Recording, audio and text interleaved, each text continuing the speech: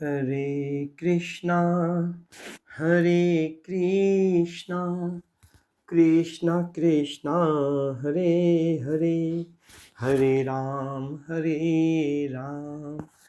राम राम हरे हरे।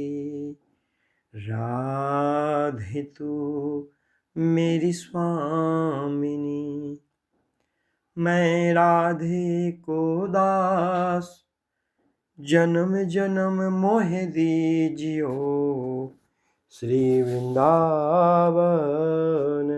वास।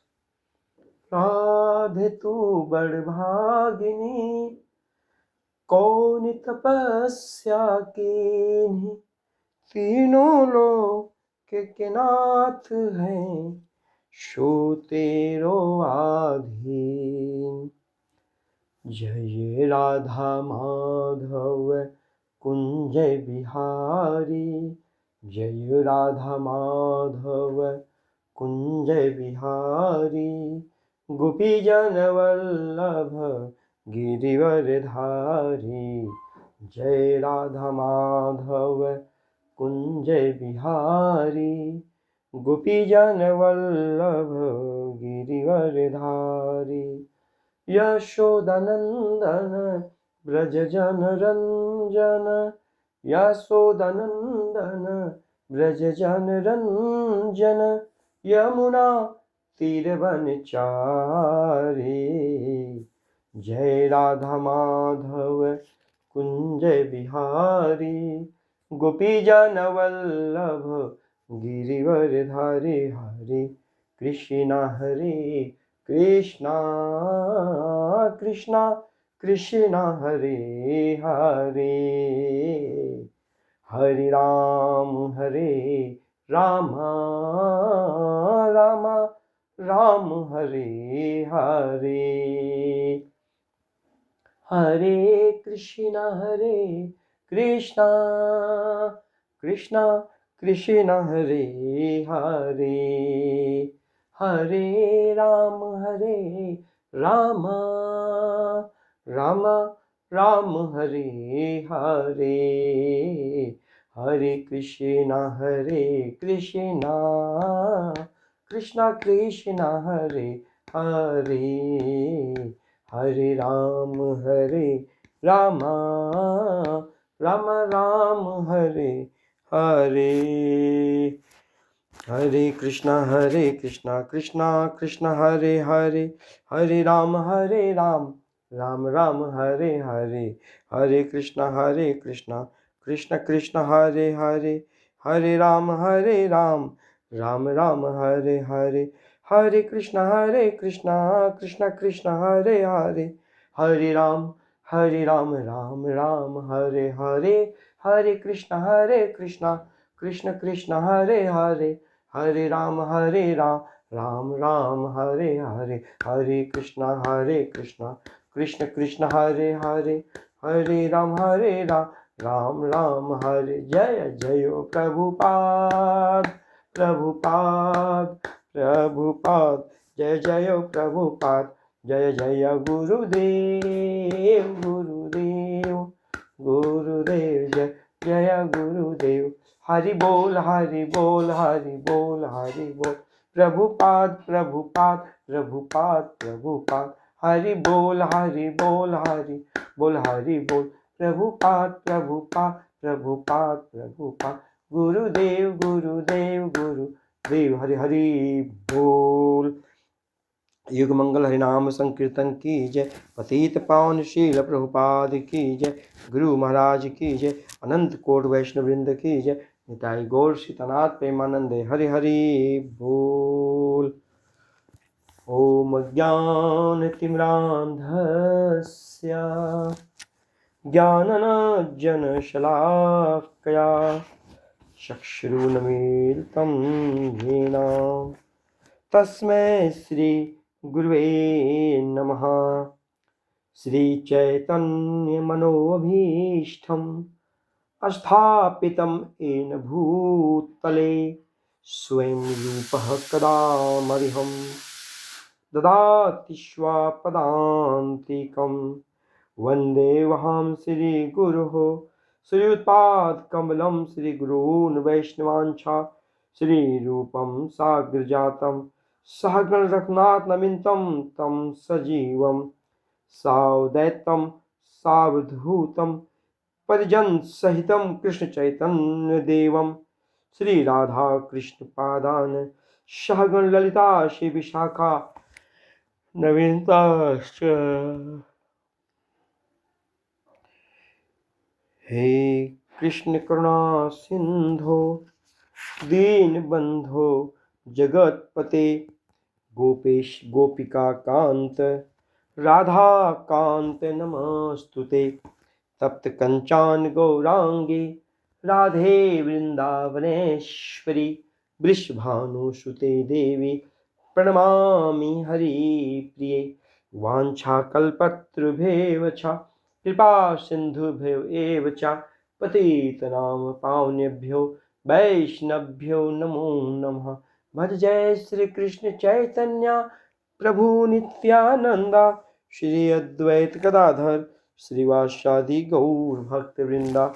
हरे कृष्ण कृष्ण कृष्ण हरे हरे हरे राम राम राम हरे हरे हरे कृष्ण कृष्ण कृष्ण हरे हरे हरे राम राम राम हरे हरे। पतित पावन शील प्रभुपाद की जय, गुरु महाराज की जय, अनंत कोट वैष्णव वृंद की जय, निताय गौर प्रेमानंद हरि हरि बोल। हरे कृष्णा। से भक्तों को चरणों में मेरा प्रणाम। राधे श्याम। हरे कृष्णा हरे राम। तो आइए पुनः एक बार हम सभी भक्तगण उपस्थित होकर ग्रंथराज श्रीमद् भगवद गीता कक्षा में प्रवेश करते हुए द्वितीय अध्याय के 31 श्लोक में आज हम सब चर्चा सुनेंगे। तो ग्रंथराज श्रीमद् भगवद गीता था रूप द्वितीय अध्याय 31 श्लोक। तो मेरे साथ आप सभी भक्तगण श्लोक का शब्द पहले कहेंगे, फिर श्लोक को पढ़ेंगे। हरे कृष्णा। पतित पावन शील प्रभुपाद की जय। ग्रंथराज श्रीमद् भगवद गीता रूप की जय। स्वधर्मम अपि चा अवेच्छ न विकम्पितुम् अर्हसि धर्म्यात् हि युद्धात् श्रेयः अन्यत् क्षत्रियस्य न विद्यते। स्वधर्मपि च वक्षेण विकम्पितुमर्हसि धर्मयद्धि युद्धश्रेयो यो अनित्या क्षत्रियस्य न विद्यते युन्यत्या क्षत्रियस्य न विद्यते। स्वधर्मपि च वक्षेण विकम्पितुमर्हसि धर्म्याधियुद्ध अश्रेयोन्य तत्क्षत्रियस्य न विद्यते। स्वधर्मपि च वक्षेण विकम्पितुमर्हसि धर्म्याद्धि युद्धाश्रेयो अनित्या क्षत्रियस्य न विद्यते। स्वधर्मपि च वक्षेण विकम्पितुमर्हसि धर्म्याधि युद्धाश्रेयो अनित्य क्षत्रियस्य न विद्यते। श्री कृष्ण कृपा मूर्ति श्री भक्तिवेदांत स्वामी श्रील प्रभुपाद। श्लोक शब्दार्थ की जय। आइए हम सब मिलके श्लोक का शब्दार्थ पढ़ें। स्वधर्मम अपने धर्म को, अपि भी, चा निस्संदेह, अवेच्छेया विचार करके, ना कभी नहीं,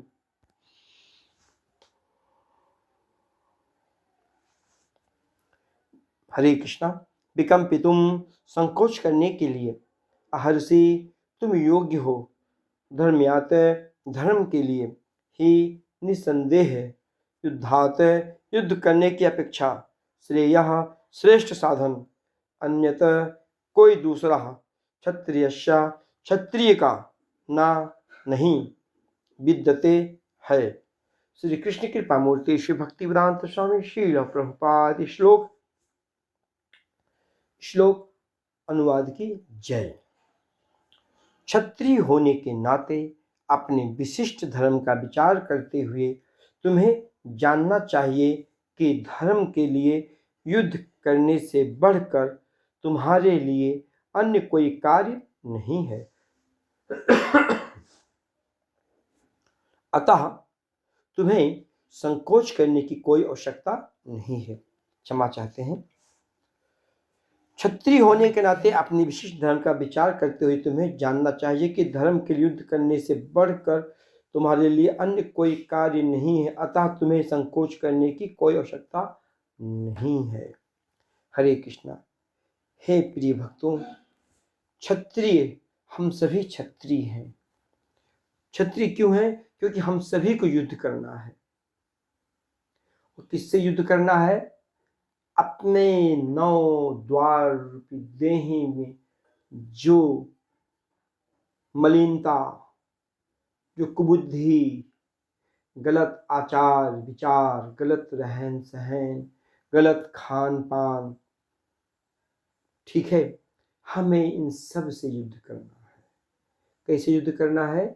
शास्त्रों के माध्यम से युद्ध करना है। क्या हम यह सही कर रहे हैं? यदि नहीं तो इसे बदलना होगा, और उसे बदलने के लिए लड़ना होगा। और लड़ने का अस्त्र शस्त्र क्या है? अभ्यास और वैराग्य। अभ्यास और वैराग्य। अभ्यास आपका अस्त्र है, वैराग्य शस्त्र है। क्योंकि अस्त्र शस्त्र में इतना फर्क है। अस्त्र कोई चीज को लेके मारा जाता है, शस्त्र किस चीज को फेंक के मारा जाता है।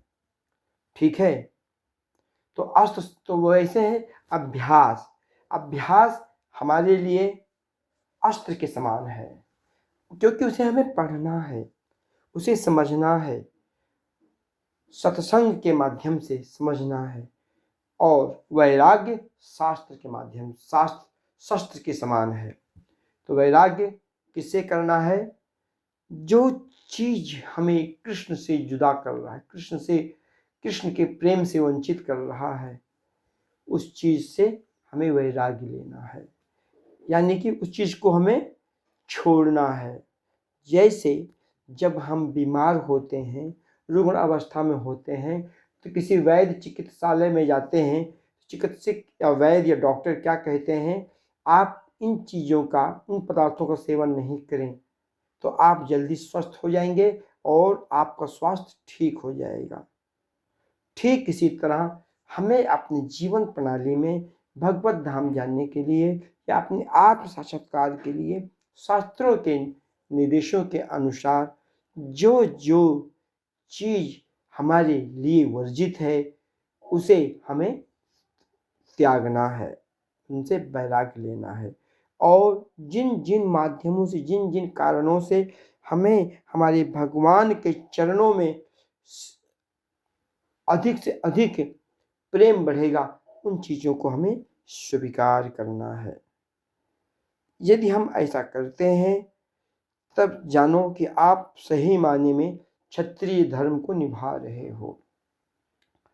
क्योंकि वास्तव में अर्जुन तो क्षत्रिय हैं ही, परंतु हमारे मन बुद्धि विचार में हमें हमारे बुद्धि को क्षत्रिय बनाना है। और बुद्धि की कसौटी पे रख के हर एक गलत विचार, गलत आसन, गलत रहन सहन, गलत लोगों का संग, गलत वो चीज जिसके माध्यम से हमें कृष्ण का प्रेम वंचित होता है, उन सभी को हमें त्यागना है। फिर जाके हम वास्तव में सही रूप से क्षत्रिय कहलाएंगे। क्षत्रिय का अर्थ होता है कि क्षत्र मतलब चोट खाया हुआ, त्रिय मतलब बचाने वाला। तो जो चोट खाए हुए सबको बचाए वही क्षत्रिय है। तो ये बताओ हम कितने जन्म ले चुके हैं, अब के पहले हमें आपको याद नहीं है, परंतु हम आप यदि इतने जन्म नहीं लिए होते तो हम ना चाह के भी बुराई नहीं करते। हम चाहते हैं कि हम भगवत धाम जाने के लिए एकदम सीधे साधे सरल और सुलभ व्यक्ति बने। क्या हम हैं? नहीं, परंतु प्रक्रिया में हैं। क्यों ऐसा है? क्योंकि हमने इसके पहले कई योनियों में भ्रमण कर चुके हैं। ठीक है ना? हम कहते हैं ना, कभी कभी हम नहीं चाहते हैं कि हमारा जीभ या हमारा होंठ हमारे दांत से कटे, परंतु कट जाता है। हम नहीं चाहते हैं। हम नहीं चाहते बीमार हुए, फिर भी हम बीमार हो जाते हैं। हम नहीं चाहते हैं कि वृद्धापन आए, फिर भी वृद्धापन आ जाता है। हम नहीं चाहते हमारे केश पके, केश पक जाता है। हम नहीं चाहते कि हमें हमारे नेत्रों का जो प्रकाश हो कम हो, परंतु कम हो जाता है। हम नहीं चाहते कि हमारा शरीर शिथिल हो, परंतु शिथिल हो जाता है। क्यों हो जाता है? क्योंकि हम ऐसे कई जन्म ले चुके हैं और हर जन्म में यह सब प्रक्रिया हमने झेला है। इसलिए इस मनुष्य योनि में भी हमें यह सब झेलना पड़ रहा है। और हमने हर एक योनि में, हर एक शरीर में कुछ अच्छे कुछ बुरे कार्य किए हैं, परंतु अधिक अच्छा फल जब संजोया गया है, सारे कर्मों का पुण्य पुंज एकत्रित हुआ है, फिर जाके कहीं हम मनुष्य बने हैं। मनुष्य बनने के साथ साथ में भगवान की असीम अनुकंपा हुई तो हम भगवत कथा में संलग्न हैं, भगवत सत्संग से जुड़े हुए हैं। यह भगवान की बहुत बड़ी अद्भुत की कृपा है। इसलिए हमें हमेशा भगवान श्री हरि के चरणों में प्रार्थना करना चाहिए, हे प्रभु, ये न कहने किसी भी प्रकार से हमें आपके चरणों में लगाए रखो, ताकि हम आपके चरणों में रहेंगे तो हमें अधिक युद्ध करने की अपने आप से आवश्यकता नहीं पड़ेगी। तो आइए तात्पर्य के माध्यम से हम जानेंगे पतित पावन श्रील प्रभुपाद महाराज हमें क्या शिक्षा देना चाहते हैं। हरे कृष्णा। पतित पावन श्रील प्रभुपाद की जय। श्री कृष्ण कृपा मूर्ति श्री भक्तिवेदांत स्वामी श्रील प्रभुपाद महाराज तात्पर्य की जय। सामाजिक व्यवस्था के 4 वर्णों में द्वितीय वर्ण उत्तम शासन के लिए है। द्वितीय वर्ण क्या है? क्षत्रिय। क्योंकि 4 वर्ण क्या है? ब्राह्मण, क्षत्रिय, वैश्य, शूद्र। तो जो द्वितीय वर्ण है क्षत्रिय का है, वह छत का अर्थ है चोट खाया हुआ, जो छत से रक्षा करे वह क्षत्रिय कहलाता है। त्रायते रक्षा प्रदान करना। तो त्रायते रक्षा प्रदान कौन करेगा? भगवान के विशेष कृपा, वो हमें रक्षा प्रदान करेंगे। कैसे कृपा करेंगे? साधु संघ के माध्यम से और शास्त्रों का पठन पाठन से। क्षत्रियों को वन में अखेट करने का प्रशिक्षण दिया जाता है।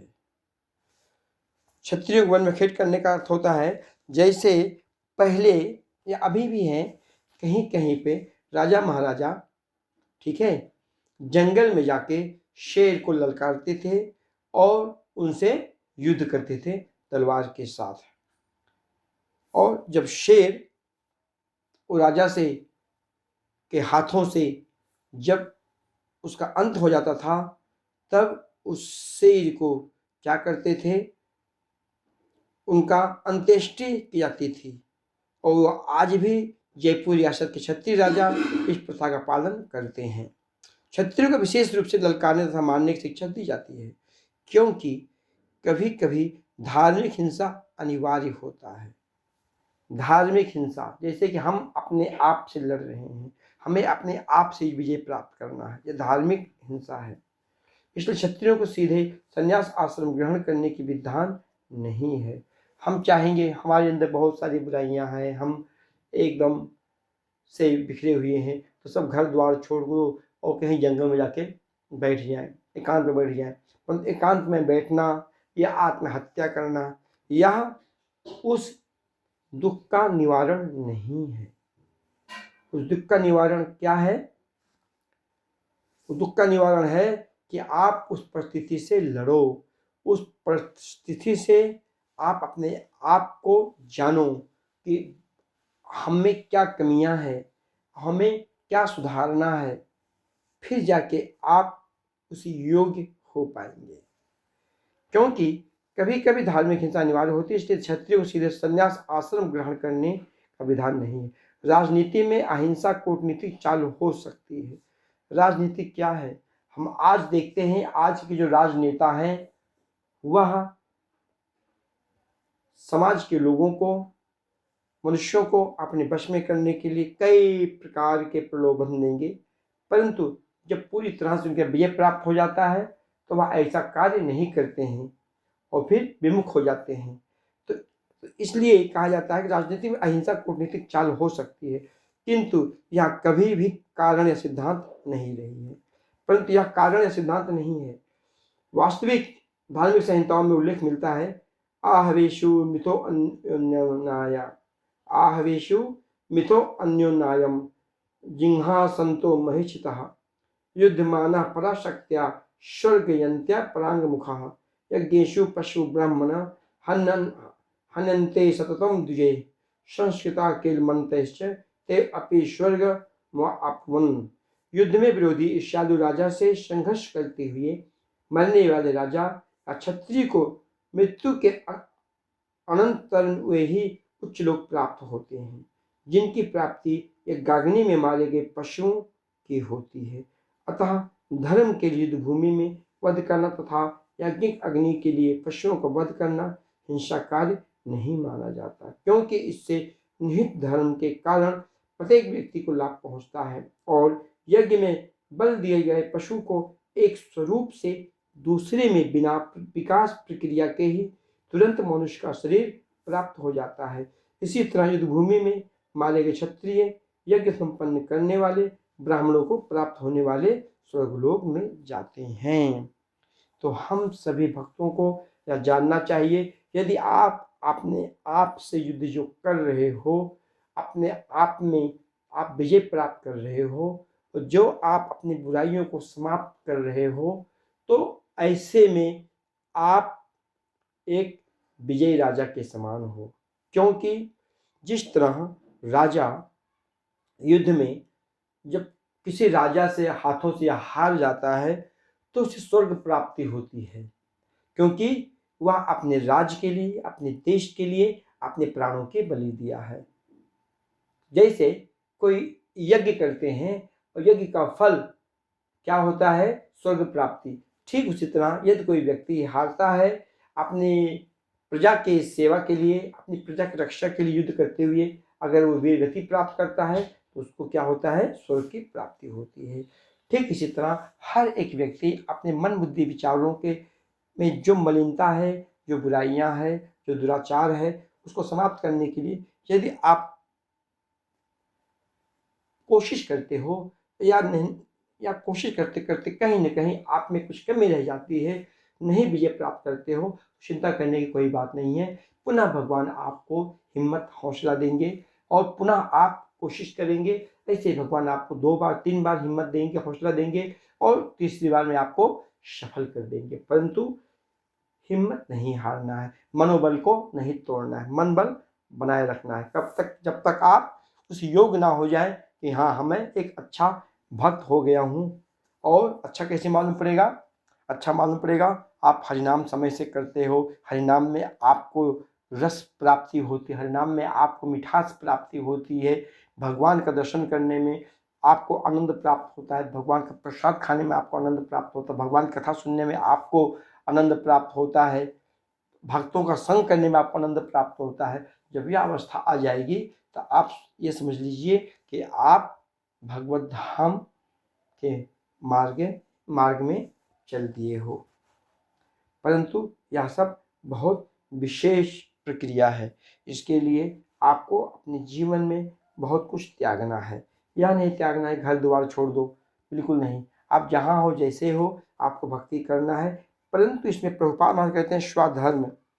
स्वधर्म 2 प्रकार का होता है, कहते हैं क्या क्या, 2 प्रकार का होता है। जब तक मनुष्य मुक्त नहीं हो जाता, मुक्त किससे होना है, अपने आप से मुक्त होना है, किसी और से नहीं।